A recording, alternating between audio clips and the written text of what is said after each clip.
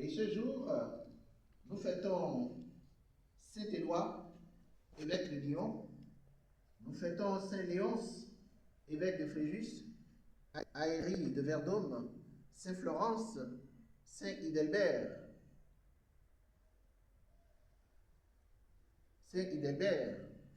et la mémoire du saint prophète Nahum.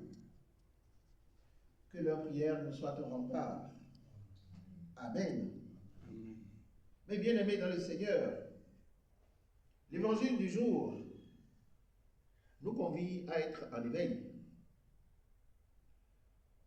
L'évangile nous convie à être en éveil parce que nous ne savons pas à quel moment exactement le Seigneur vient.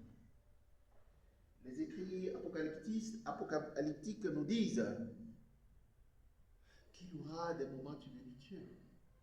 Avant que le Seigneur arrivera, il y aura ce que les d'aucuns appellent Armageddon, c'est-à-dire une tribulation, une forte tribulation, et tout serait renversé, rien ne serait plus à sa place. Mais avant cela, le monde connaîtra une forte tribulation. Et plusieurs prophètes viendront et qui diront: je viens de la part du Seigneur, me voici, la vérité est la mienne. Beaucoup de cataclysmes seront d'actualité. Les guerres sans issue, malgré toutes les réunions, malgré les interventions des grands de ce monde, et ces guerres-là ne trouveront pas d'issue. Beaucoup de morts s'en suivront.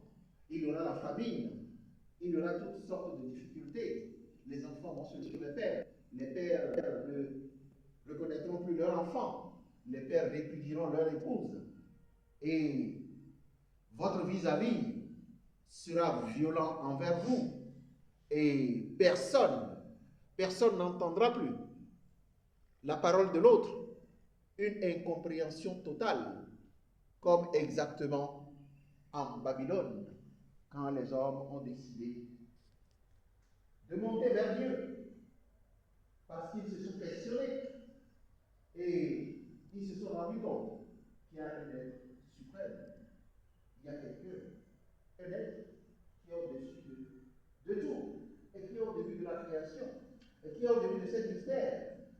Du coup, la nature est devenue un mystère pour eux. Et se questionnant par leur génie, ils se sont dit: ah, ce Dieu-là, l'auteur de ce mystère, doit être l'amour.